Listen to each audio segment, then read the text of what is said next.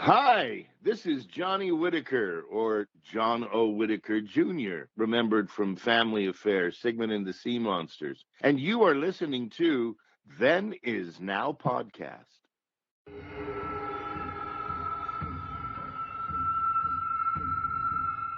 Welcome to 13 Days of Hallowtober.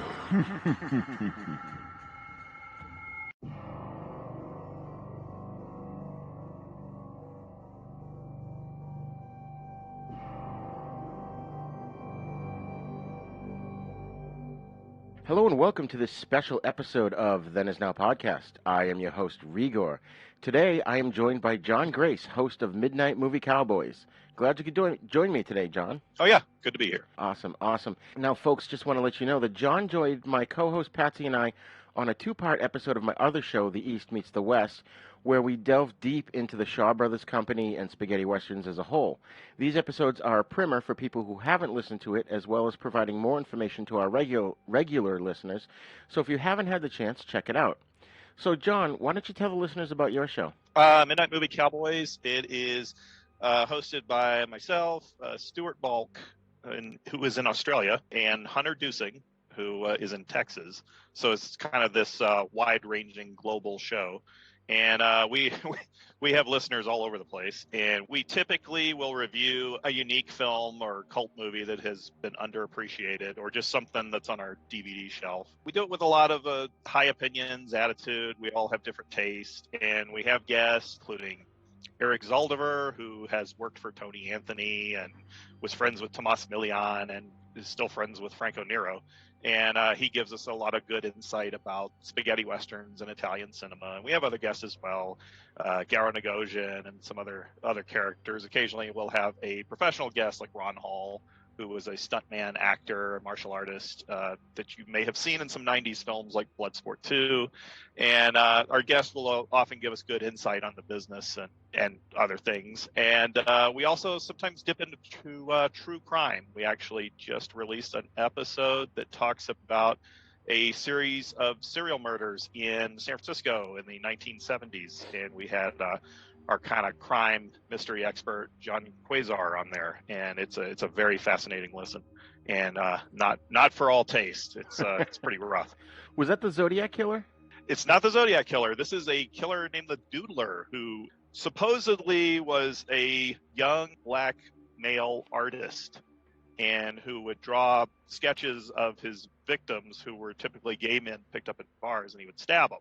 But what John Quasar gets into is he may not have been the killer, and this guy was maybe more an invention of a certain publicity-seeking San Francisco police officer who was well known to the public. And it's a fascinating listen, and very, very serious. It's an interesting history lesson about a part of history that nobody really wants to talk about.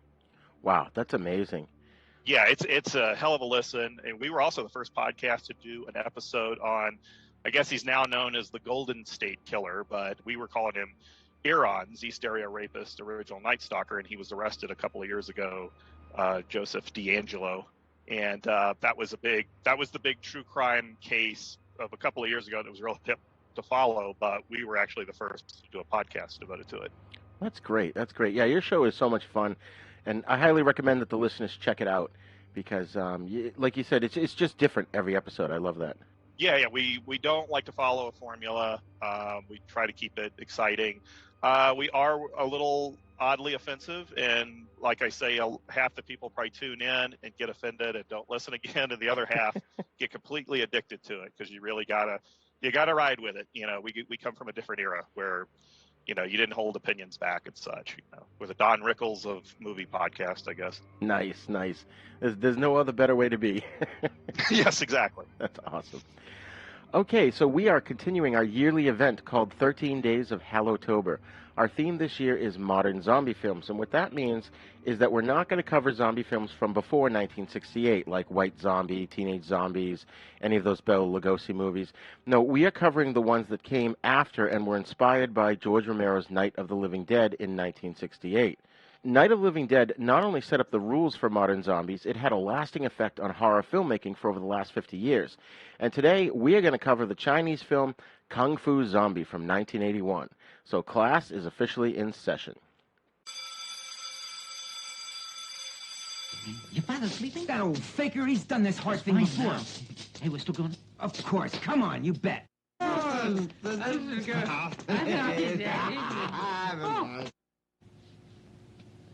There'll be time for fun when you're older. Father, you'll force me to go without your permission? What's that? You heard what I said. You two go to town, find Fang and bring him in here. Then we can spring our trap. When those zombies jump on him and push him into that covered pit, the knives will do the rest.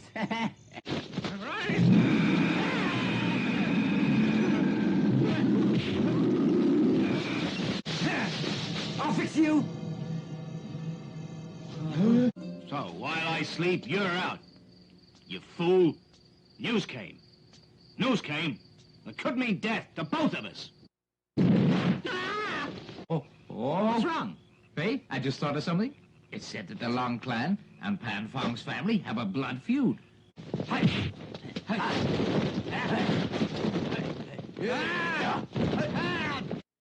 You kids. You don't understand. What's there to understand? Revenge. A clan named Long is sworn to destroy us.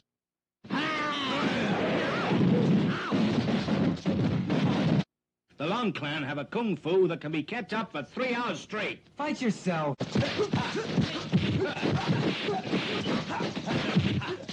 Who sent you?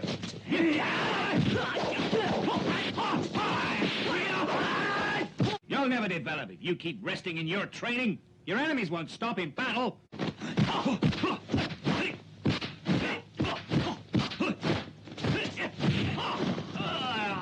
You bastard! Your time has come, then your son. As police, it was our duty to stop you criminals. No matter. You must pay. Come fight. No threat, but it's clear that you've been training me to save your skin. Now I want my due. You disrespectful...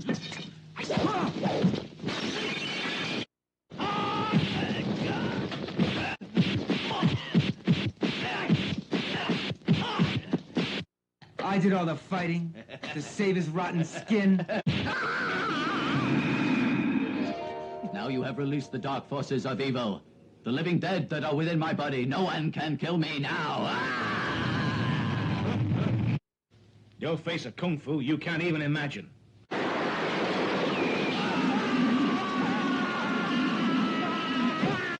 You mean he could be half ghost and half human?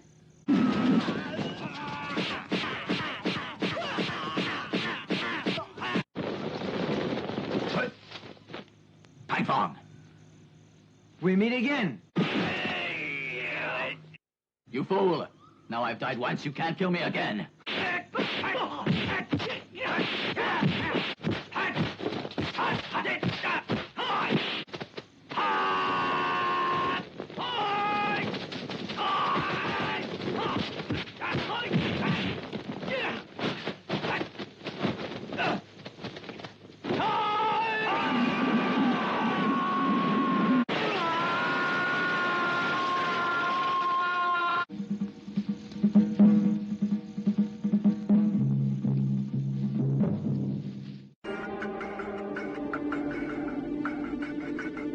The story revolves around Fang Fong, a.k.a. Pang, played by Billy Chong, a martial artist who's respected in town but can't get any respect from his father. Even after Fang foils a bank robbery and sends the bandit, the side-burned thug Lu Dai, to prison, Fang's father Fong, say that 3 times fast, continues to say that Fang is not good enough to inherit the estate. As if to prove his point, Fong randomly attacks Fang whenever he gets a chance. Fang usually fights his father until Fong has a heart attack and falls over. Fang's never quite sure whether or not Fong is actually dead because Fong likes to pretend to be dead so that he can attack Fang while the latter is celebrating his father's death.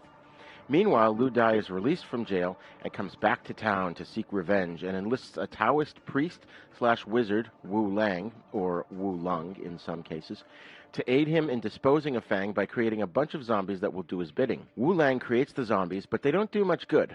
Lu Dai sets a trap, an empty grave that secretly houses a coffin lined with a bed of spikes, and the plan is to have the near-useless zombies push Fang into it.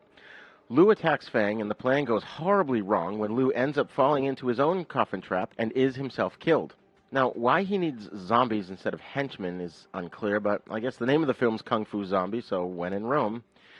Lu Dai's body may be dead, but his spirit remains, haunting Wu Lang and demanding a new body, all the while messing with him in a way that only ghosts can. So the wizard and the thug start to scour the mortuaries for bodies. They find a great specimen, but it actually is a deadly serial killer named Kwan Wei Long, whom they mistook for a dead body because he's killed so many people that he's devoid of a soul. Luang is an old enemy of Fang's family, and soon he tries to kill him in a battle that Fang has trained all of his life for. Ultimately, Fang is victorious, killing Luang. Of course, Fang's dad takes most of the reward money. The wizard tries to put Lu Dai's spirit into Luang's body, but Luang is so evil, and Wu Lang is such an incompetent sorcerer, that the spell backfires, and Luang is reborn as a vampire who madly roams the countryside, feasting on the locals, preparing to get revenge on Fang. Now, I'm sure you noticed this, John, but whenever Luang appears, the first few notes of the James Bond theme plays. So. Yeah. Very the typical hodgepodge soundtrack that yes. you get from Chinese or Hong Kong cinema, right, specifically. Right. So in the meantime, Lu Dai still needs a body. Fortunately, Fang has died for real. Or is it really fortunate? Lu wants to take the ultimate revenge on Fang by killing him using the hands of his own father. But the ceremony is interrupted, and the thug and Fang's father share control of the body. Fang must now defeat both the deadly vampire and his father's possessed corpse. So, John, you suggested this film. When did you first see it, and what was your first impression? I first rented, I think, the Ocean Shores video cassette on an old format known as VHS, kids, back in the 1980s. It was a big, nice Ocean Shores clamshell box, and it did not play on television as far as I know, although it did get a U.S. release. But I saw it then, and I actually found it very hyperkinetic and a little baffling and muddled. You know, I hadn't seen a lot of the Hong Kong horror stuff at the time, like Mr. Vampire and Encounters of the Spooky Kind, and I think it was it's said to be greatly inspired by Encounters of the Spooky Kind. But it was quite something because I was into watching all of Billy Chong's films. He was this kind of short-lived sensation in Hong Kong cinema in the late 70s, early 80s, starring in movies that I think were easy to export to third world markets and America and such, because they were more in the kind of simplistic Bruce Lee vein, where there was a lot of action and simple stories. And he even made a movie in Arizona we'll talk about later. But it was unique because it was the most Chinese of the Billy Chong films I'd seen. And by that, I mean, a lot of it's tied in with Chinese supernatural elements and comedy, the Chinese comedy, and the storytelling, which can be a little confusing, which in Hong Kong, they have no problem with this, because if you've been there, and I have not, but I've been told by everybody who has, it is a very what would be the term multitasking society, where they're on their cell phone while they're watching something and writing something and working their job. You know, they're doing that's just the way they live their lives, and it's very fast paced, and, you know, at least back then. And it's always been a mystery to me, because I'll watch it and not really, I'll be like, what was that? And then I'll revisit it every few years, because I would get, you know, bootleg copies of it. I don't think there was ever a legit copy released after the Ocean Shores video, or watch it on YouTube, or the Ground Zero DVD, which was a bootleg. And I would just be like, I don't know what the hell I just watched. And I watch this stuff all the time and can usually figure it out. And even watching it again last night, revisiting it, I was still a little like, wow, this thing is fast, you know? So, yeah. But yeah, that's when I first saw it. I've seen it several times over the decades, and still enjoy revisiting it, but man, I still am not quite sure what I've seen. Yeah, I actually hadn't heard of this. I just watched it the other day on your recommendation, and I have to say, I walked in not expecting a comedy, but I just thought it was fun and hilarious. You know, now the version I watched was really low quality, but I felt like that added to the charm, because it like you said, you know, in the VHS days, and it reminded me of even the older days where you'd catch these pictures on a UHF station. And, by the end of the movie, I felt like some of the elements were very familiar to me. So it's possible I did catch it on TV when I was a kid. I just don't recall. Right. And I'm not aware of it playing on television and syndication. It may have. It did not play in the Black Belt Theater packages. It played on my local UHF. I did one time in 1996 catch the movie on a Spanish TV station. Oh, wow. Espanol, and I watched it, and it made about as much sense as it does dubbed in English, dubbed in Spanish. I speak very little Spanish, so it was quite an experience. But the print quality was about the same, that same kind of muddy transfer, a little washed out. I would love to see this remastered one day, but unfortunately, it's part of the Eternal Films studio that was short-lived in the late 70s, early 80s, and a lot of their stuff, nothing of theirs has been remastered. Except for the Blu-ray release, a recent Blu-ray release of Dynamo, the Bruce Lee, Ho Chung Dao film, which was taken from a 35 millimeter. But my understanding is the rights to the Eternal Films library is very expensive for any company, boutique Blu-ray company that wants to try. But maybe they'll lower the price. But man, I would love to see it remastered. I think it might give us a whole new appreciation of it. Oh yeah, definitely. Although I have to say too, now I'm looking forward to watching it again. At some point, and I want to watch it late at night because this is definitely the late night kind of movie. It is a pizza and beer or diet soda, depending on your poison. Or vodka. But it's very much a pizza and beer movie for Friday nights. Yeah, absolutely. So let's dive into the crew and the cast here. It was directed by. Now I found this interesting. I'm sure you can clear this up. So the director had multiple names. On IMDb, he's listed as Shan Hua. On the Hong Kong Movie Database, it's the reverse. It's Hua Shan. Yeah. A City on Fire lists him as Hua Yat Wang. Yeah. Wikipedia and TalkingPulp.com call him Hua Yi Hung. And Letterboxd.com calls him Yi Zheng Hua. Right. So I know these Chinese actors and directors and writers and stuff have multiple names, so I'm sure. Would you say that that's, where this comes from? Depends on whether it's Cantonese, Mandarin, and how much it's been screwed up by translation. Even by the studio, they often will put out the names wrong. But it's Hua Shan, who I always call him Hua Shan, because he is the director of Inframan, the first Hong Kong film I ever saw. And he was a very inventive, clearly very talented creative director at Shaw Brothers. And he did crime films. He did Inframan, which is probably the most famous Shaw Brothers film around the world, I think. Until lately, I guess you could say 36 Chamber of Shaolin, but I would still say it's Inframan. And he later worked in the Indies, and he was the main director for Eternal Films. He directed Dynamo, which, as far as I'm concerned, is one of Bruce Lee's better films, or Ho Chung Dao. He directed most of the Billy Chong films. Always did an exceptional job.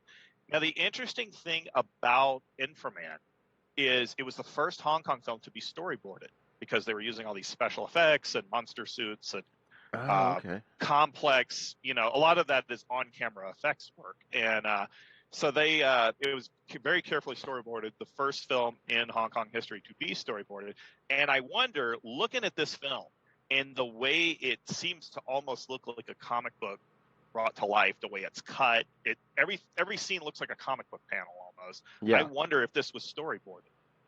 Oh, maybe, yeah. I wish somebody would interview Hua Shan, and I believe he's still alive and in retirement, but I actually think this may have been storyboarded. Like maybe he kept that tradition because his stuff always has a very unique and good visual look, and it does have me wonder. But of course, I have no insight on what was really going on. But yeah, you'll notice it's like with the cutting and everything, it really looks like comic book panels brought to life. And I've noticed that also in Chewy Hark's early work, which I think kind of hurts some of his stuff, where it looks like, he had it perfectly set up and staged and then cuts it like it's a comic book panel that you're flipping through with his scenes. And that's probably why he was very popular in the festival circuit in the early days. But with Hua Shan, I think he was the first to do things that style.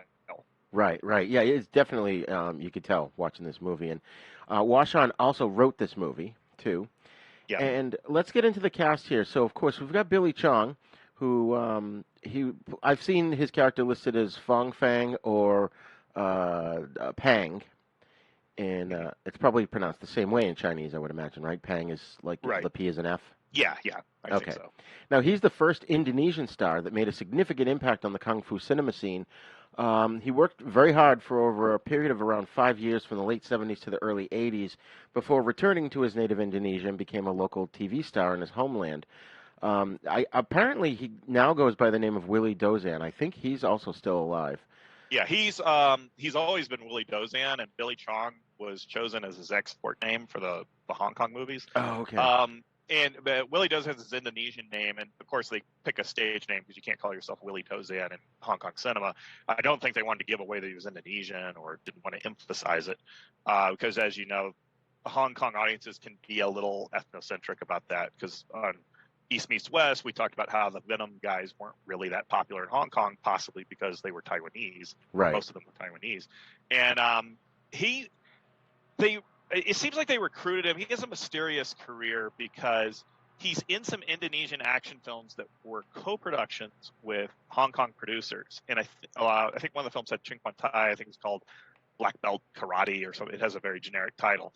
And he has a bit part in that. And he's pretty memorable because he's very good looking on camera. Like, you'll notice him. He's more handsome than the other actors. And I think they were like, hey, we need to make that guy a star. And he was supposedly, I believe, a Taekwondo and Goju-Ryu or Kyokushin karate guy. And you can teach those dudes to fight, kung fu style in Hong Kong cinema pretty easily, I think. He was very athletic. And they recruited him for Hong Kong films and signed him to the Eternal Film Corporation, I think, with the idea of making him he's sort of a combo of Bruce Lee and Jackie Chan in that he could be funny and somewhat acrobatic like Jackie Chan. And he can also be serious and kick great like Bruce Lee. I actually think he's a better kicker than Bruce or Jackie. and he has that athleticism, doesn't have to be doubled too much, except maybe for some acrobatics. And an interesting aspect I found out only recently, he spent some time at Kim Kahana's stuntman school in Hollywood. Oh, wow. Yeah, and there's the YouTube video out there of him learning horse riding stunt work and such at Kim Kahana's school. And a friend of mine interviewed Kim Kahana just a few months ago in Florida, he's in retirement. He's he's in his 90s.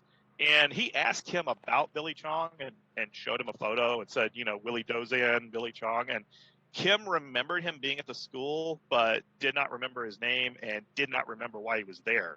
So I'm actually curious and wondering if maybe there was a thought of Eternal Films possibly trying to make him a star in America. Oh, interesting. Yeah, it's funny. As a side note here, we're going to have Kim Kahana on the show in probably about a month.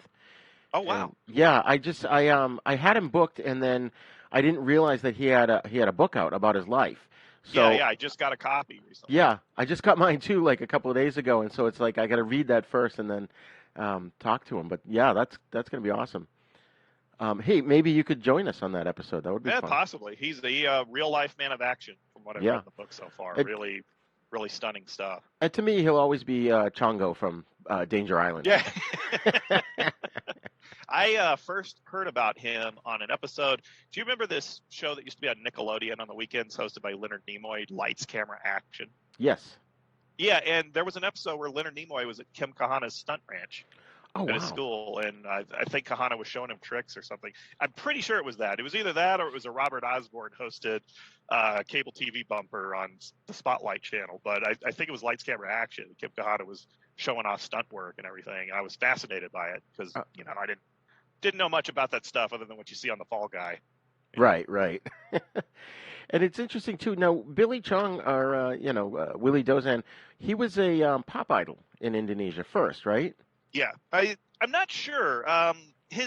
Like I said, things are a little cloudy. But when he returned from Hong Kong after his movie A Fistful of Talons bombed in the market, which is surprising because it's a really good film. I can understand his heartbreak over that, but when he returned to Indonesia, I think he married like a beauty queen who'd been like a Miss Indonesia or Miss Jakarta, and he became like a TV star, and he was still starring in movies. And there was an attempt to bring him back to Hong Kong. First, they brought him in for Aces Go Places 5, a Cinema City production, and he had disagreements with the director Lau Kar Leung, or Liu Jialiang from the old Shaw Brothers studio, Right. about the fight scene. So he's only in the movie for about 3 minutes, and he has basically a cameo fighting with Sam Hui, and he gets knocked into a box. And apparently, there was at the time, I guess he went back to Indonesia, did more movies and TV. It's like I said, it's very murky. You can find some of those Indonesian movies on YouTube, by the way. You have to cool. look under Willie Dozan movie, whatever, and you can find some of those Indonesian martial arts films. They're not as slick as the Hong Kong productions. Right. The production quality was not quite as good or competent. But he went back to Indonesia, and then Jet Li quit the very popular Once Upon a Time in China series, playing Wong Fei Hung, after the third film because of disagreements with Chewy Hart. And there was a very aggressive attempt by Chewy Hart and Golden Harvest to have Billy Chong bring him back to Hong Kong to star as Wong Fei Hung and replace Jet Li. Huh. And he turned it down. He totally rejected it. When I heard that story, I said, he must be a rich kid and money doesn't matter to him. And I talked to a Hong Kong, a friend of mine on Facebook who works as a Hong Kong casting agent, sometime producer. And I mentioned that to him. And he goes, it's true. He's from a rich background. He doesn't care about money. He's very content living in Indonesia, and stardom didn't mean a lot to him in Hong Kong. And he goes, I have tried to bring him in on several movie projects and TV projects, to kind of give him a comeback, because I think he's still got something to offer audiences and everything. And he doesn't care. He's very frustrating to deal with and just doesn't really care. Interesting. Yeah, he'll act interested, and then he's like, you know what? I don't really want to do this because I gotta work. It's like I just make I can make my cheap TV movies for Indonesian television, and I got plenty of money. And I think he remarried recently, and because he has an Instagram. He has, if you look under Willie Dozan, you will find his Instagram page. It's fascinating because there's shots of him and his kid. His kid looks just like him. He's wearing his karate gi, and he doesn't look any older than he looked 30 years ago. He's not aged that much. It's really stunning, and he's got the smile and everything. He looks about the same, just a little bit of gray hair, maybe a few extra pounds, but he looks sharp, and he seems happy. So, but I follow Willie Dozan on Instagram, and it's definitely worth following if you want to see what Billy Chong's been up to all these years. That's great. Yeah, I'm gonna have to look him up on that. I wonder if he does interviews. Possibly. He speaks very good English, because there is an English interview with him on YouTube. I believe it was Toby Russell, Ken Russell's son, was interviewing him, and he filled in a lot of blanks. Like he was very honest with the interview and everything, and English was excellent, and he could probably fill you in. Who knows? Yeah, yeah, definitely. Now, can you tell us about this movie he made in Arizona that you mentioned at the beginning? Okay, that's A Hard Way to Die. It's also known as Sun Dragon. It was filmed on location, I believe, in Mesa, Arizona. I have to look it up. But it also features Carl Scott, the young black martial artist, who was very impressive in his youth doing these films. He made his film debut in Soul Brothers of Kung Fu, or Kung Fu Avengers, a Bruce Ly film. Bruce Ly and I believe Lo Mang. And Carl broke into the business very young. Let me see. I'm gonna look up A Hard Way to Die real quick on IMDb so I don't miss any beats here. Let's see. Sure. Hard Way to Die. Sun Dragon is listed 1979. It was filmed on location.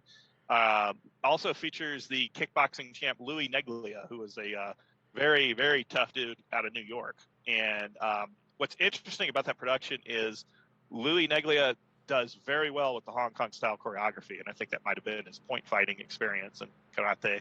And Carl Scott looks great. Billy Chong is fantastic in it. The Arizona locations give it a completely different vibe. Only one problem: the dubbing is the worst dubbing ever done on a kung fu film ever made.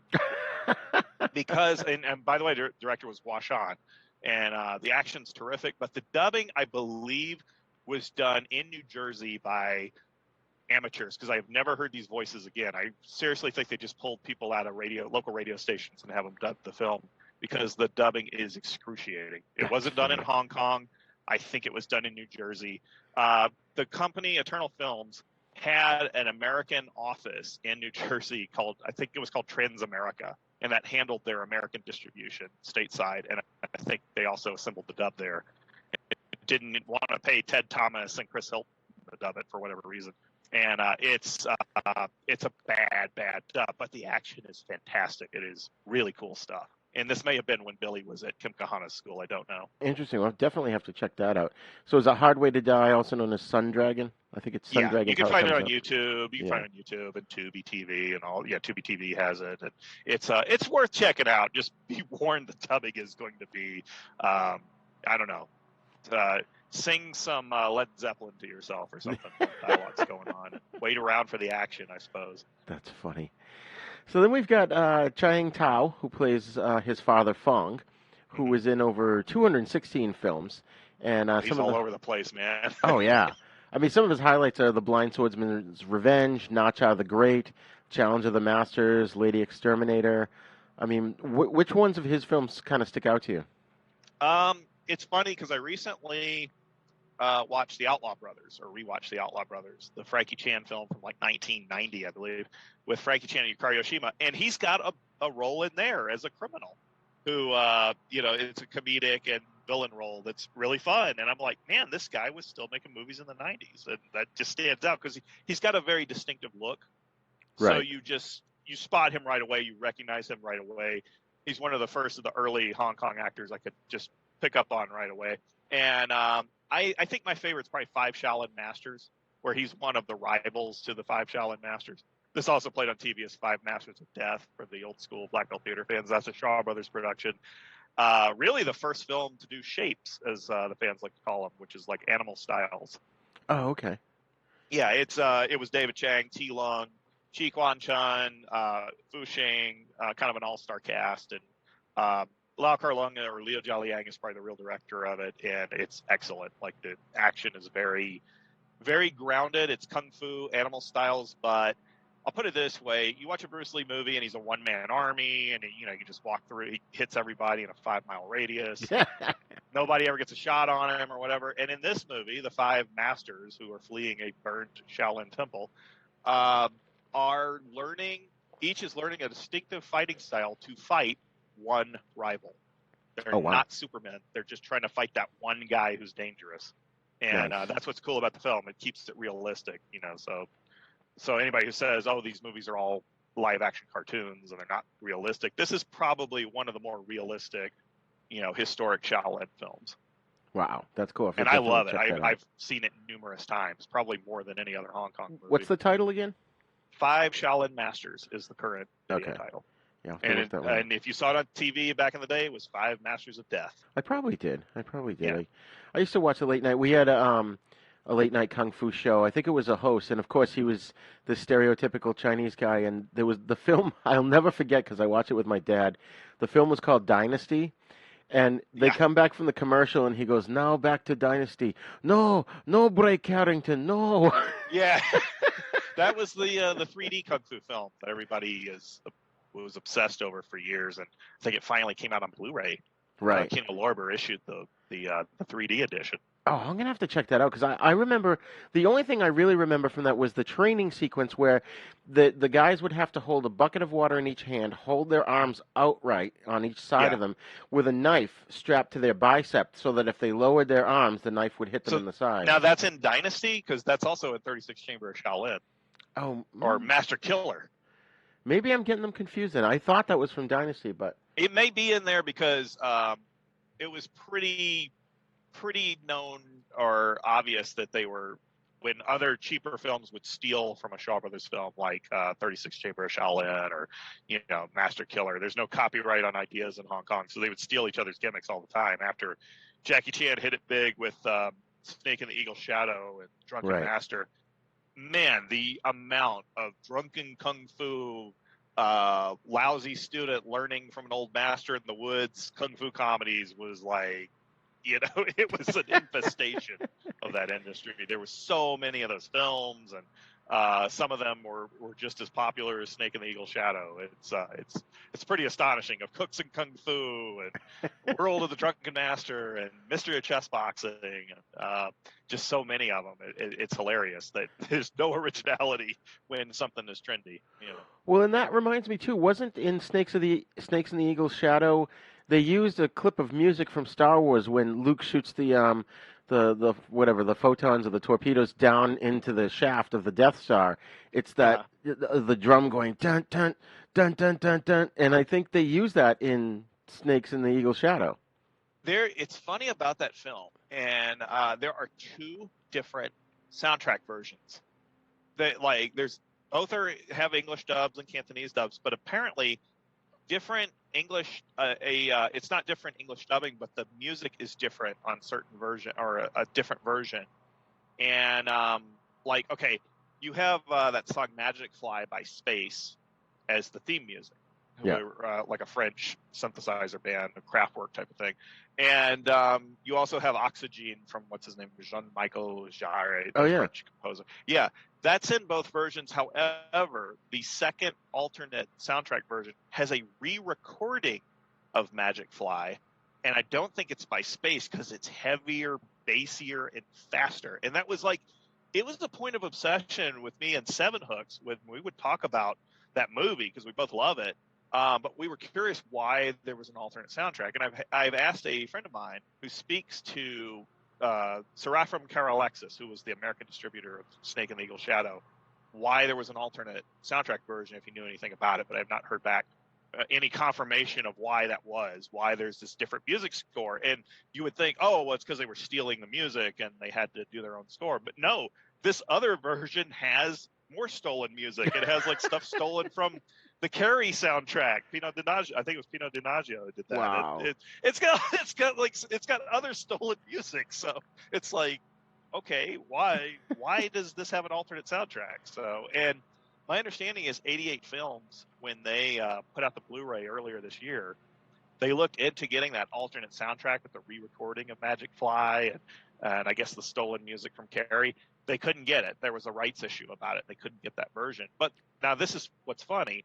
I'm so obsessed with that film that I bought the German Blu-ray, which has both of those versions. It has the English dub and the English dub with that alternate soundtrack. And so that, to me, the German Blu-ray was the version to get, even though it doesn't have any bonus stuff like commentaries or interviews or anything like that.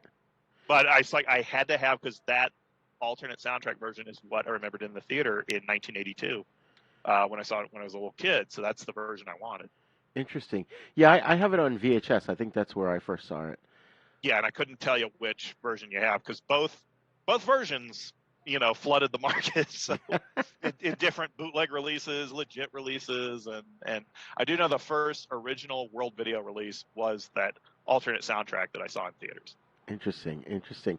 So moving on here, the Taoist priest was played by Chan Lao. Right. Sometimes the character's called Wu Lung or Wu Lang, or Hong Kong Movie Database calls him Mao Shan. Right. And I just was looking at his title at the movies he was in. Some of the funniest ones were Superman Against the Orient and Little Superman. Yeah, Superman Against the Orient, I believe it's an Italian production actually. Oh wow! Yeah, it's an Italian production with that was sort of does a co-production with Shaw. He has an interesting career. He's another one of those character actors. You've seen him in 100 times in 100 different films, and had a hell of a career. I think the role I am most familiar with him in, other than the Bruce Lee Hojok Dao movie Blind Fist of Bruce, where he's one of the bully villains. He's I think he's dubbed by Warren Rook in that film, and he usually is when that team dubs him. But my favorite is probably The Dragon the Hero, where he's actually kind of the main villain. And it's a film with Jun Liu, who was the terrific leg fighter who could do almost anything with his feet, and Dragon Lee, the Korean Bruce Lee clone. But it's a hell of a film, and apparently ran on 42nd Street for like a year or something. But that's one you may want to cover in the future if you want to do just a really weird, oddball kung fu film that is endlessly rewatchable, like a lot of the Billy Chong films. What was the title again? Something. The Dragon the Hero. Dragon the Hero. Oh yeah, I'll definitely have to check that out. That was a big favorite on 42nd Street, and for good reason. It is a blast. But yeah, this guy was had a hell of a career. Oh yeah, he was hilarious here. Yeah, he's brilliant comedic actor. We don't give these guys enough credit, and I sometimes wonder if American viewers think all these films are supposed to be serious. Right. And they're not. It's like they're like Burt Reynolds films or whatever. They're action comedies. Right. Hi, this is Rigor, host of Then Is Now podcast and The East Meets the West. I just wanted to say thank you to all of our Patreon subscribers. We appreciate your support as we grow the audience for our shows. You could find our links to our Patreon page as well as our TeePublic page at havenpodcasts.com. With Patreon, you'll get a lot of exclusive stuff, including our monthly pop culture newsletter, cool gifts, discounts for TeePublic, and our special exclusive show, Then Is Now Filmmakers series, in which we interview directors, producers, writers, composers, special effects guys, basically anybody who works behind the scenes in film and television, and get their insights into the process of creating films and TV shows. Also at our TeePublic page, you'll find cool merch that you can get or even give to others as gifts. You can find those links at our website, or you can go directly to tpublic.com/stores/havenpodcasts and patreon.com/thenisnowpodcast. Enjoy!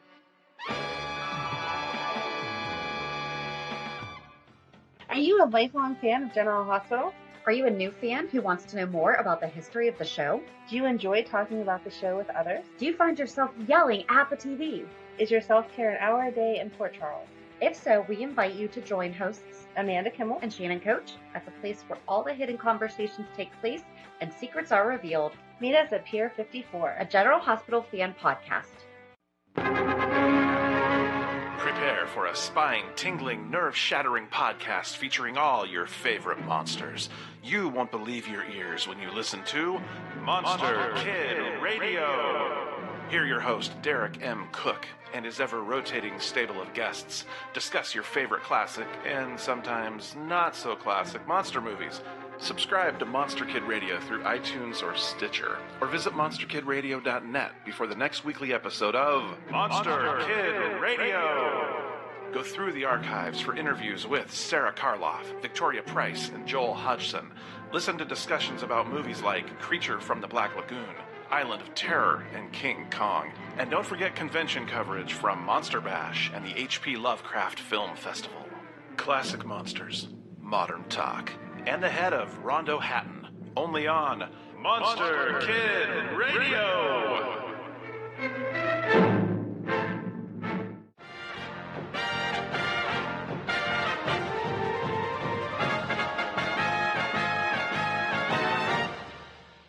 Shark Bites Podcast. It's the greatest show in history.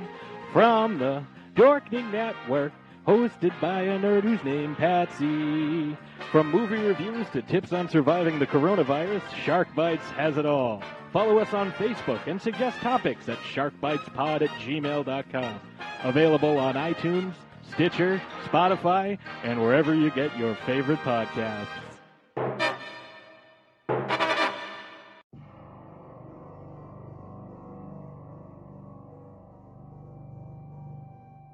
Now we've got Chen Kai-ying, who played Lu Dai, the sideburn villain, as I mentioned.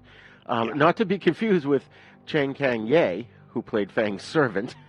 Yeah, let's not get, boy, these guys really needed more anglicized export names. Right.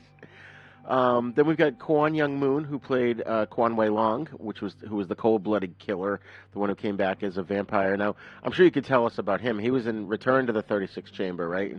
Right. He is a Korean Taekwondo black belt. Yes. And he has a very fascinating career because he's one of these guys that, because he was always a supporting role or villain, people don't know much about him. But he did Shaw Brothers films. He did Golden Harvest movies. He fought with Jackie Chan in Project A. He's a terrific leg fighter. It's Taekwondo. Yep. But he came to America and for a short time was Sylvester Stallone's Taekwondo instructor. Oh, wow. If you watch Rambo 3, you'll notice Stallone is doing some really good kicks, like Taekwondo kicks. And apparently it's because he was training with Young Man Kwon and who was teaching him this stuff so he could learn to have Rambo have a little unique fighting style for the movie.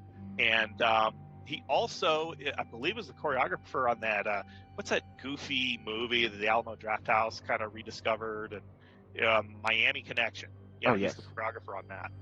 Wow. So he's had a pretty diverse career. It's a little unique. He'd be a good guy to interview. I wonder if he's still around. And, yeah. Yeah, he'd be a hell of an interview if I could find him. I'll have to look that up. He's been referred to as the Mad Korean. Well, he has a great villain face. Like he's Yeah. got it in every film. You can always spot it. But yeah, he's in. Yeah, I'm looking at his list of titles. He was in Shaolin Plot, which is one of my favorite underrated Golden Harvest productions of the '70s, where they were trying to do cheap knockoffs of the Shaw Brothers Shaolin films and stuff. It's a really good film. Huh. Yeah, a hell of a career. Interesting. Yeah, definitely got to look into him more. And then we've got Pak Shalik, he was the guy that shaved his head. And what I want to know is, after he shaved his head, why did he have a piece of paper stuck to it? Okay, that is something in the Taoist mysticism and superstition. If you watch movies like Mr. Vampire, they control the hopping vampires with a talisman that is placed on the forehead. And supposedly this has a spell that freezes them. Now, I need to read more up on it because I haven't really followed this stuff in a long time. And I recently got a pretty good book. It's like Tales from a Chinese gift shop or something. And it has all the Chinese ghost stories and superstitions explained. And I guess that's where a lot of this comes from. And but it's like a talisman that like freezes them. Kind of like how we have the crucifix will ward off a vampire. Or Right, garlic right. will do such. Or you could control them with garlic or running water or whatever the stuff the Hammer films do. It's like that's sort of their cultural tradition. Oh, interesting. And then last up, we've got a guy named Shum Yan Chi, who played Malo San. And I don't know if you know anything about him. I couldn't really find too much on him. No, and a lot of these guys I don't, because I'll see familiar faces, and but not really. I was like, okay, I know I've seen him in something, because I don't watch this stuff exclusively, and but if I probably devoted more time, I would be pinpointing pinpointing the careers. I go, okay, this guy's from here and this guy's from that. It was mind blowing enough because in the last few years, I only had recently found out Hua Shan directed all these Billy Chong movies, the director of Inframan, my favorite superhero film. So that tripped me out enough, and I'm like, man, this industry is not as wide. In Hong Kong, we tend to think like Hollywood. Oh, you got all these competing studios, and you got all these stuntmen, and all these actors, and all this talent, and all these directors. But in Hong Kong, a friend pointed out to me who's been there. He said, the Shaw Brothers studio is a 30-minute bus ride from Golden Harvest. Huh. So I was like, so in the 70s and 80s, it is not beyond the shadow of a doubt that the stunt crews would go work on one movie in the mornings at Shaw Brothers Studio and then take a quick bus ride over to Golden Harvest, or just take a drive over to Golden Harvest and commute there that day. Okay, we're going to work on this Samo movie. Okay, now we're going to go work on this this Shaw Brothers film, this Shaw Brothers production. Oh, they need guys to, jump off a trampoline in front of an explosion. It's just That's hilarious. And because they're filming without sound, dialogue doesn't matter. So you only have to do one take of dialogue. Right. So they could probably, the action stuff, they could devote more time to and do it more takes. But it's a much smaller industry than, when I was a kid watching these things, I assumed it must have been vast and they were filming all over the place. No, it's actually, it was very much a blue collar, hey, day of work. Right. When we would ask, when I met Sammo Hung, me and my friends, we would ask him about these movies. He couldn't remember anything because it was just a day at the office. Right. He's made all these films and he didn't have much memory of making it. He goes because I kind of remember working on this. I don't remember because it was just another day at work. Right. They would work on 3 or 4 films at the same time, and it was kind of a rotation. And to them it was just work. To us, it's like these films really hit us on a different level, and it's because we're using that Hollywood standard. Oh, Star Wars was this significant movie, or The Exorcist was this significant movie. It's like, but over there, it's just a day at work. Right, exactly. Now, I read that this movie was influenced by a film called Encounters of the Spooky Kind, which was directed by Sammo Hung, but this one's a much more faster pace film than that one. Yeah, and it's funny because Encounters of the Spooky Kind was a very significant production because Sammo had basically fused the Chinese folklore and superstition with that Hong Kong hyperkinetic filmmaking that was coming in vogue at the time, with the fast cutting and the action, the real shocking, jaw-dropping stunt work. And when he was working on Encounters of the Spooky Kind, there was actually an offer sent out to Christopher Lee to play Dracula in the film. Oh, wow.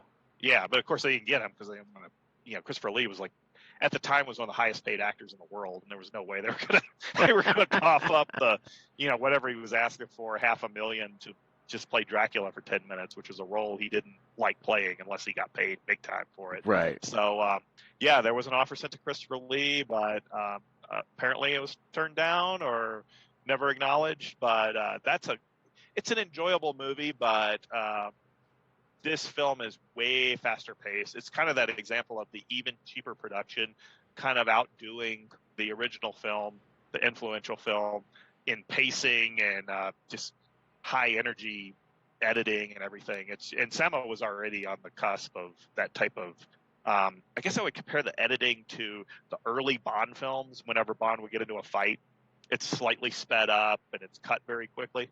Yeah. Yeah, like when you see Sean Connery suddenly he's fighting with Robert Shaw and it's just crazy, or the beginning of Thunderball or whatever, where they're right. The action is just very fast. And it's like Sama was working off of that model of editing, and Wash On over at Eternal Films was just, he ramped it up to to an even higher level because this is a very fast-paced film. Now, IMDb mentions in its other alternate versions that there is a Japanese video version, apparently Cantonese language, that is 20 minutes longer. I heard about that. Yeah, I read about that. Yeah, and that fascinates me because that might explain some stuff of the film I couldn't really figure out. Like, the movie is very choppy, and that's the only problem I have with it. It's very choppy with the storytelling, and I'm wondering if that 25 minutes fills in the plot a bit, and maybe there's a bit more character development. There's that scene where the bunch of the characters are talking, and then it cuts to Billy Chong fighting the dude with the afro. Yeah, and then cuts back, and it had nothing to do with the story. Now, I didn't have time to check this, but I just noticed it last night. There was a scene where he's fighting two guys in an alley. I swear that scene is also in Crystal Fist, his Snake and the Eagle Shadow knockoff, which utilized the talent of Yin Wu Ping and the Yun Clan. So they came in and worked on their own ripoff of funny. Their hit film. But I swear that looked like stock footage, like it was the same stuff or maybe a different edit of the same footage. And it's not beyond the pale for them to use stock footage of different, from different action scenes from different movies to kind of fill up the action quotient. But, right. And don't take it as the gospel. I'm not sure. It just looked extremely familiar. I'm like, wait a minute, is this scene in Superpower? Is this in Crystal Fist? It's just kind of like, this is very familiar. Interesting. Yeah, like you said, I loved the frenetic pacing of this film. It was very Sam Raimi.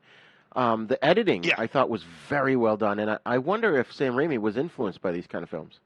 I often wonder, because there are times when I will watch films like this, and I will think, was Sam Raimi influenced by Hong Kong movies, and he might have seen it at Michigan Drive-In, and that he was a producer on Hard Target, the John Woo's American debut, and was actually held in reserve in case he had to take over filming if John Woo couldn't handle it. Huh. It does have me wondering, but I'll see movies like the Tony Anthony Western Get Mean, where his stranger character falls into a time warp, basically, and wonder, did that influence Army of Darkness? There's some similarities there, because his character is like pretty much tortured throughout the whole film with all these going on, and then at the end he gets out a shotgun and basically starts kicking ass and getting mean and rights the wrongs. But I have to wonder, it's like, what did Sam Raimi see in the drive-ins in Michigan that inspired his stuff? And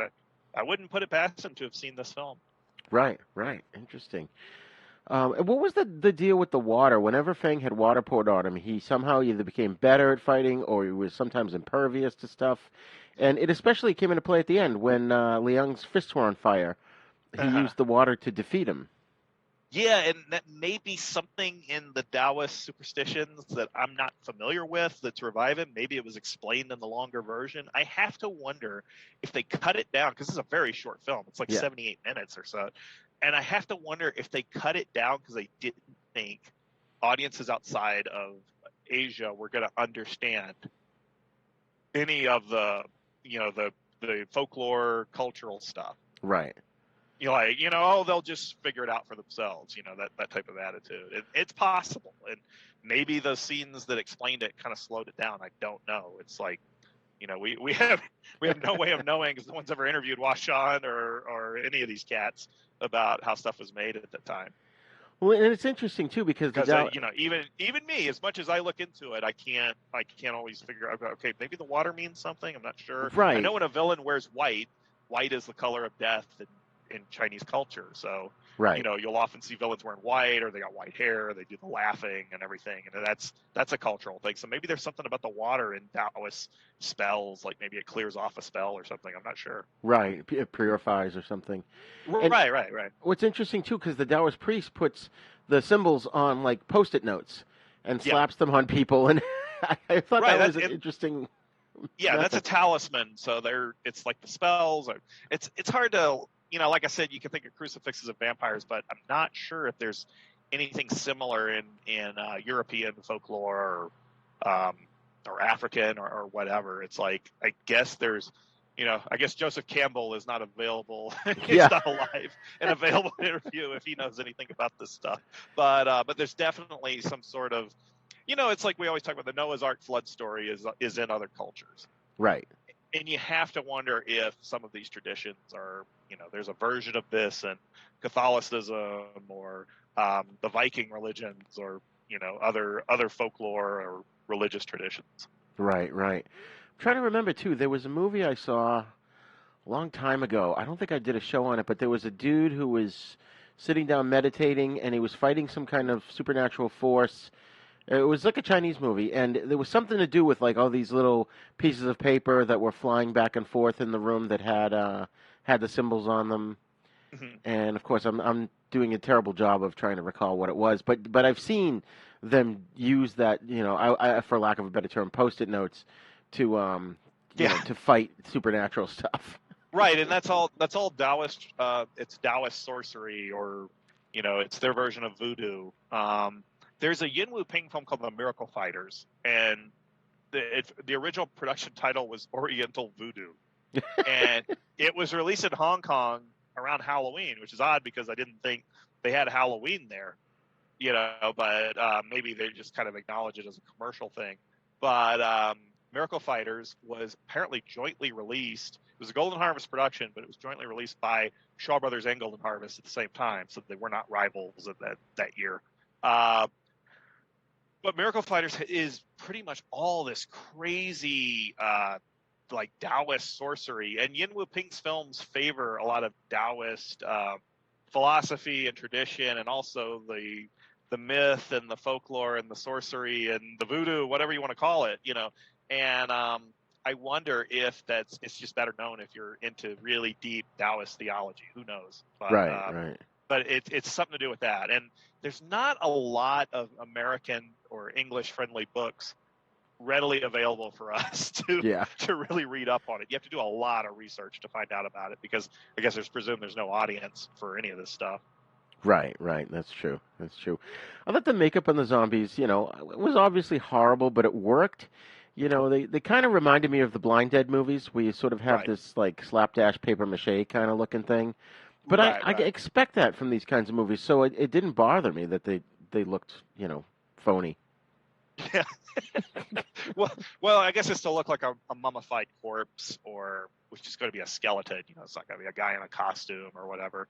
And I always thought that was what was cool about the Lucio Fulci and other Italian directors when they did zombie films, is you would have the actors in the cheap-looking oatmeal pasted on their face or whatever, but you would also have like the weird mannequin zombies kind of rising out of bushes or trees and stuff, and that was far creepier. And they did a little of that in Return of the Living Dead, but because Romero never did it, we don't think about it very much. But I always thought it was kind of gave it that old school, scary supernatural vibe, not very 19th century horror or whatever. It's like that's what I like about that effect. I don't think when you have like if you just had Hong Kong stuntmen in zombie costumes, it'd be kind of dull and expected. Right. Because if Billy Chong hits them or one of the villains hits them, they're going to have to do a backflip. It just, or the crazy somersault roll they do when they get punched, that's just like, how do they do that and still be able to walk a year later? Right. Oh, man. It's so funny, too, because I thought there were, at least in the first third, there were definitely a handful of genuinely scary moments. I mean, yeah, it was a comedy, but it was effective on the horror level to some degree. Not, throughout the whole film, but there were moments. Well, one you want to check out after we record this show, when you get a chance to watch another Billy Chong film, is find Kung Fu from Beyond the Grave. Okay. It was Billy Chong's first supernatural Hong Kong Kung Fu film, and Lo Li was the villain. And it actually has Dracula makes an appearance, and it predates Encounters of the Spooky Kind. Huh. So it may have actually inspired Sammo to make Encounters of the Spooky Kind, but it has some of the Chinese traditions and such, like they're leaving the food out for the spirits as an offering during some whatever supernatural night it is. And I remember there was a cool scene. I haven't watched it in years, but there's this cool scene where a chicken or turkey is offered, and it gets up and starts hopping. But I always love that scene. It's like, it's pretty cool because you're not going to get that in an old Hammer film or anything. Yeah. Oh, yeah. William Castle didn't come up with that for the Tingler, Right. Oh, man, that's so funny. There were, what was I going to say, too, about the zombies? That's what I was going to ask you. There's more vampires, it seems, in this movie than zombies. Right. So what is your take on, in terms of being a post Night of the Living Dead film, zombie film? Right. Do you think this really took some influence from that, or because? No, I don't. I think the Kung Fu Zombie was sort of just a more commercial export title at the time, because Lucio Fulci's movies did, like Zombie, and George Romero's Dawn of the Dead was released in other countries as Zombie. And Right. I think that was just a better marketing title. But I mean, obviously our Korean villain is a vampire. He's not a zombie at all. Right. But I don't think vampire was in as a very commercial title name in English. Zombie was the hot name at the time. So if you said Kung Fu Zombie, that just tells the audience what they're in for. But probably nobody really cared once the fighting got started that our villain obviously has fangs and is trying to suck his blood or whatever he's doing. But yeah, I would say Fulci's stuff was big in Hong Kong. I think his stuff did really well there. Okay, so yeah, you could definitely see the influence then here. Yeah. I thought they did a good job too with the father, not only when he was possessed, but even just like with the faking of the heart attacks. Was that some kind of Chinese humor that maybe we weren't getting? Because like the first couple of times, I think it was. Yeah, I didn't know whether I should be laughing. Yeah, it's just like at the beginning when you suddenly heard Lips Incorporated, Funky Town. Mm.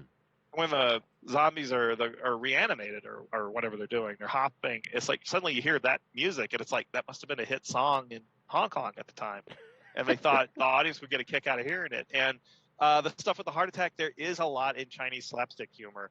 The only stuff we tend to get is what's inspired by either Hollywood comedians or British films, like the Carry On films are very popular in Hong Kong. Oh, okay.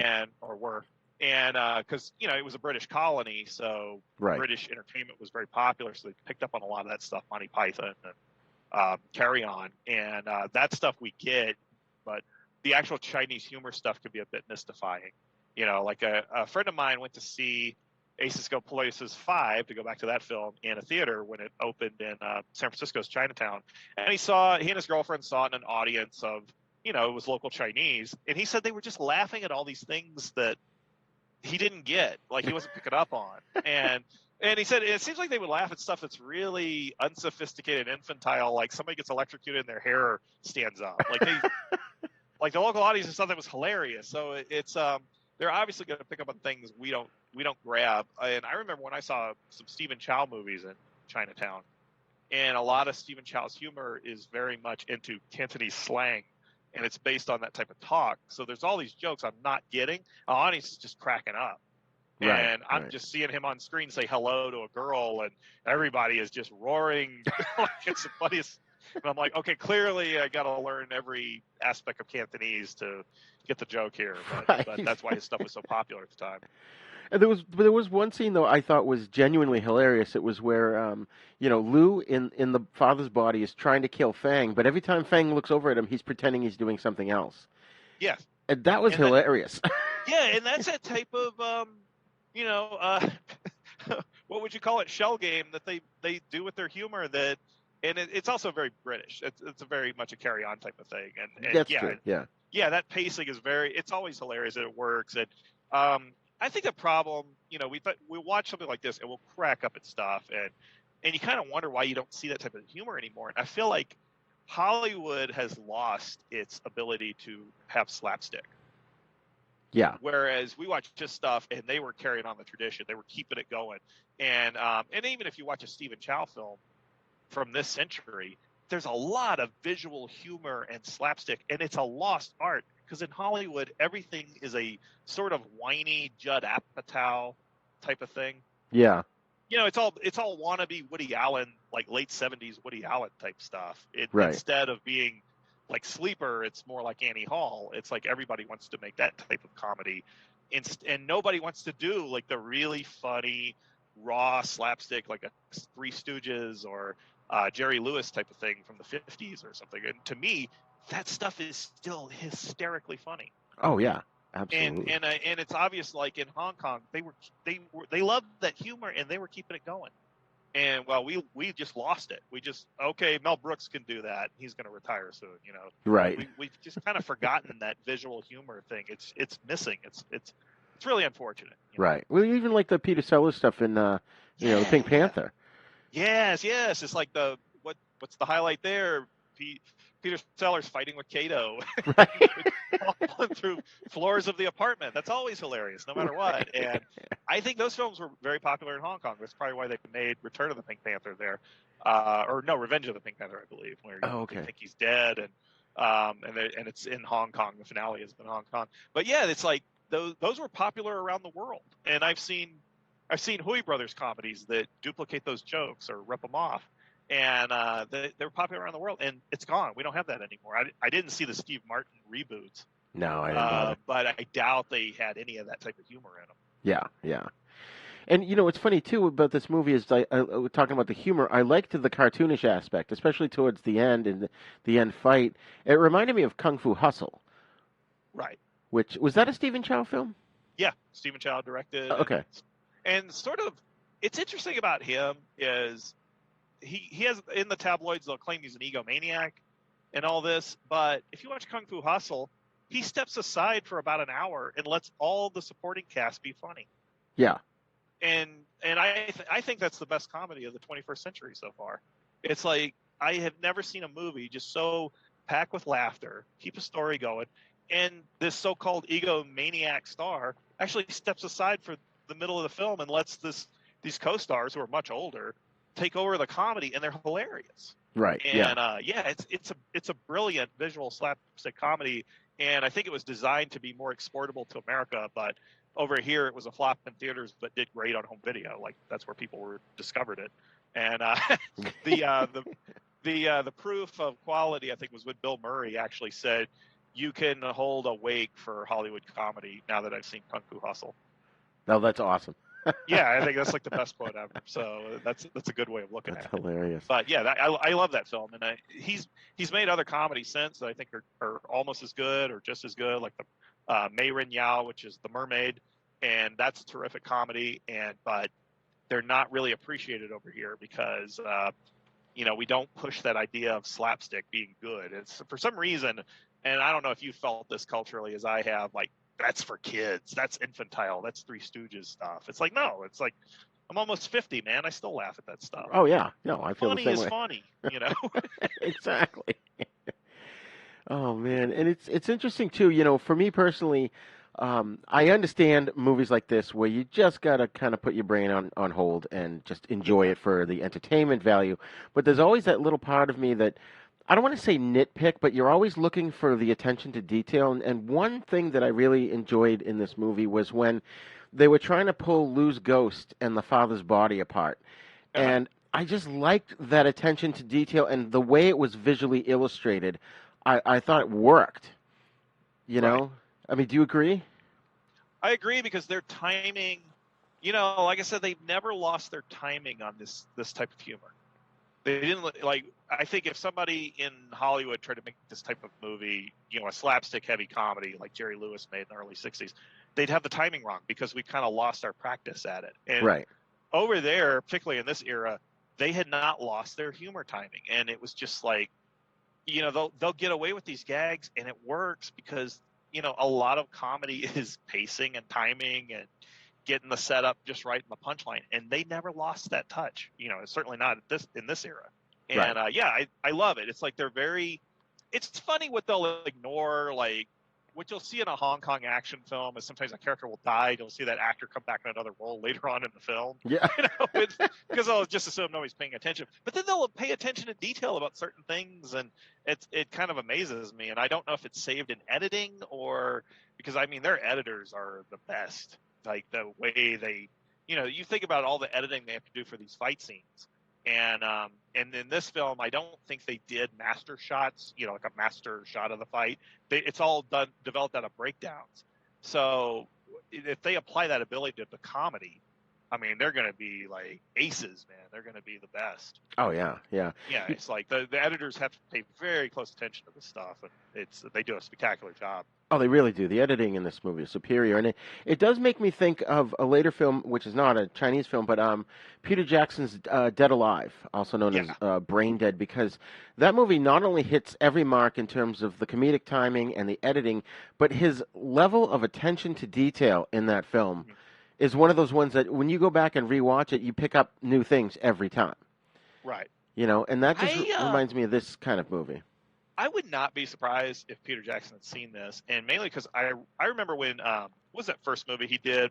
Was it not Brain Dead? But, with the aliens. Yeah, the cannibal alien movie, whatever. Bad Taste. Bad Taste, yes. And I remember he did an interview with Gorezone, and he said that most horror gore films were not shown in New Zealand because censorship was very strict on home video and theaters. So he would get his gore enjoyment from like Monty Python movies. And I wouldn't be surprised if he was also watching kung fu films like Kung Fu Zombie for that type of horror kick. Right. Nothing at this point, nothing would surprise me, but I've always felt his stuff had that kind of Hong Kong editing influence, and it wasn't trendy in the 80s to admit you were inspired by that stuff. Right. Because that was seen globally as inferior cinema, third world, or even though it was from a British crown colony. Yeah. But it was seen as like subpar or amateurish. I understand like John Woo had a hard time getting deals with Hollywood studios because the executives were like, yeah, but he makes films that are shot without sound.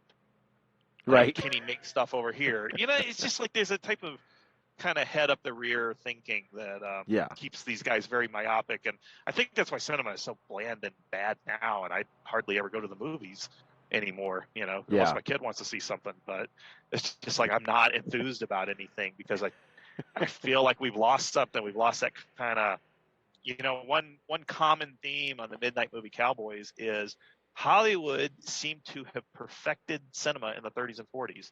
And it's amazing how far away we've gotten from that. Right. And how bad things are today and you'll go see a movie and there's no ending, there's no third act or real finale, and it's underwritten, and it's too long. Like everything's over 2 hours, and yet you watch something from the 30s or 40s, you get a 75-minute movie and it gives you all you need.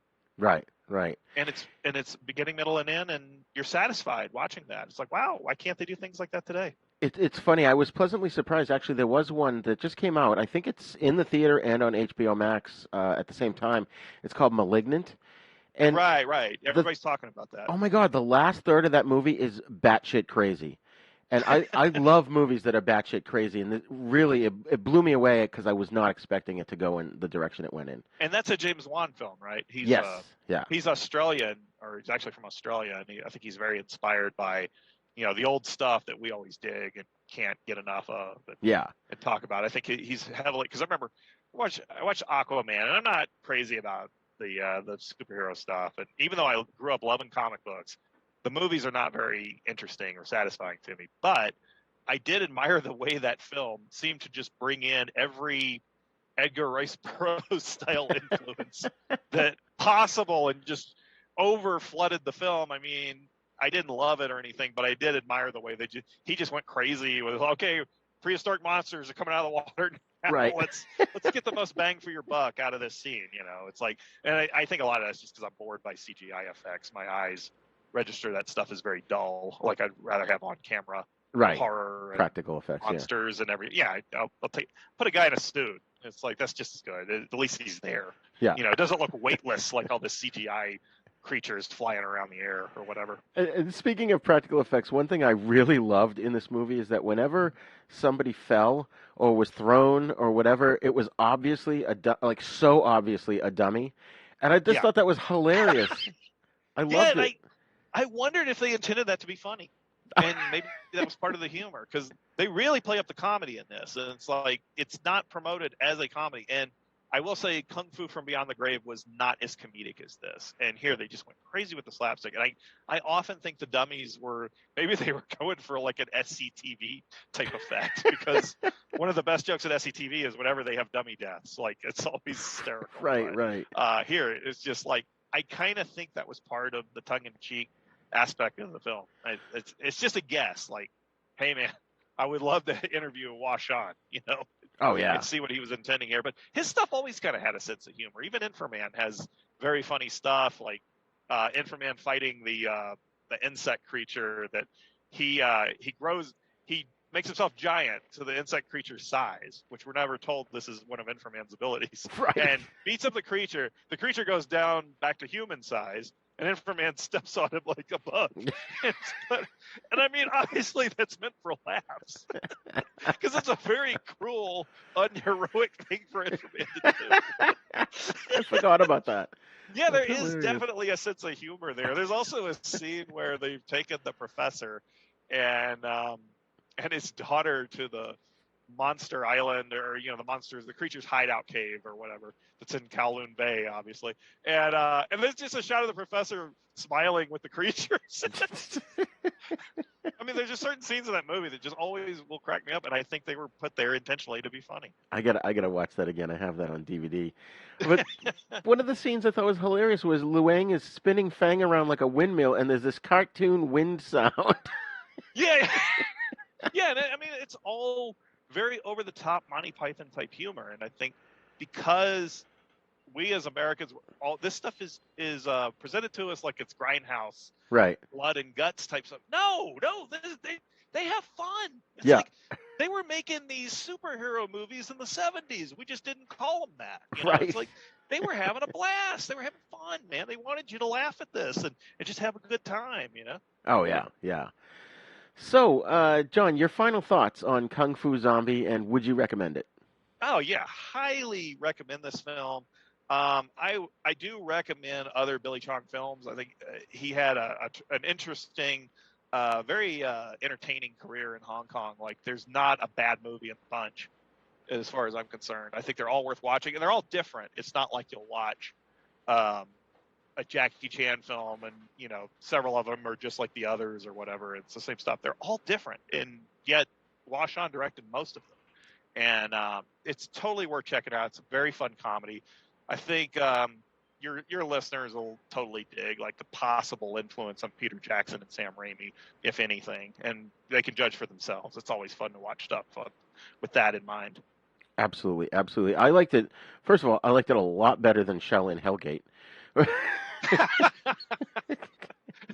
Tell you that. Better title, but not as fun. Right. And I just found it to be so silly and cartoonish, and it was definitely downright stupid, but I loved it, and I love the fast pace. I like the Sam Raimi style freneticism. The fight scenes were really good. Everything about it was enjoyable, and it was just a fun ride.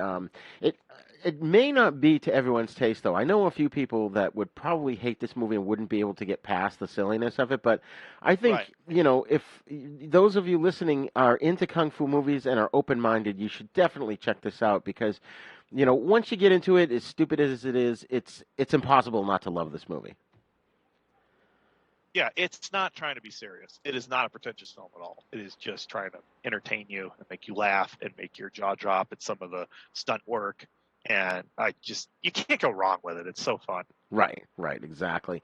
So, John, thanks for joining me today. Oh, always glad to. Excellent. Can you tell our audience where to find you online? MidnightMovieCowboys.com, and it's like I said, you'll love it or hate it. It is definitely different, and it's not for everybody. Kind of like Kung Fu Zombie itself. Yeah. And John, you've got an open invitation, obviously, to come back on the show whenever you want. We'd love to talk to you about more stuff. And, I got to get on Midnight Movie Cowboys sometime, too, and talk about movies with you guys. Oh, yeah. We'll have to do a crossover. We're doing, I think, we're working on a show right now. We're doing a crossover with another podcast, and we're also in talks to do a crossover with another podcast that's kind of on our thing. So it's nice. This is a constant thing. But, the problem is always scheduling, because we record late at night, and we're in different time zones. Like, I think when we record, Stu is there on a weekday morning. And he's just taking his kids to school. And so the perils of, global scheduling is very evident here. Right, yeah. I'm pretty flexible with time. I've got my setup changed up a bit so that late nights are actually doable for me now. So, right. We'll have to talk about some retro stuff or something. Oh, absolutely. We keep it with the vibe of your show. Yeah, awesome. And we've done a few crossovers. We did a crossover with a show called Lions of Legend. They do basically a D&D game on the podcast weekly. I did a crossover with a Happy Days podcast and a General Hospital podcast, and I think a couple others. So, wow, yeah, cultural blend right there. Oh yeah, it's wicked fun. So it's always 1981 here, I guess. Oh, there you go, Luke and Laura. Yes. Oh man. All right. Well, thanks a lot, man, and we'll talk to you soon. All right, man.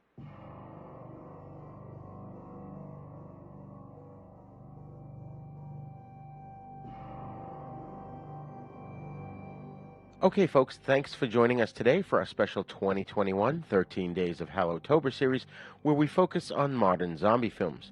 You can send your feedback to thenisnow42@gmail.com. You can also join in the conversation at our Facebook Then Is Now podcast group. Then Is Now podcast is a proud member of the Dorkening Podcast Network, so please be sure to check out the other great shows there at thedorkening.com. You can also visit our website at havenpodcasts.com, where you'll find our sister show, The East Meets the West, in which we discuss Shaw Brothers films and spaghetti western movies. And while you're there, please click on the Patreon and TeePublic links to get some exclusive stuff, especially a show that you cannot get anywhere else. And Then Is Now is on YouTube, so please visit youtube.com/user/UncleDeath1 to get the latest videos as well as other fun videos. Please subscribe to our YouTube page and also share the video versions of our podcast with your friends and get them to subscribe as well. Don't forget to go wherever you download your podcast from and leave us a great review so that more listeners can find us. You can find us on all the podcasting apps, especially the big three, iTunes, Spotify, and Stitcher. Class dismissed. Then Is Now podcast is intended for entertainment, educational, and informational purposes only. Sounds, music, and clips played during this podcast are the property of their copyright holders. All original content is copyright Jupiter Media.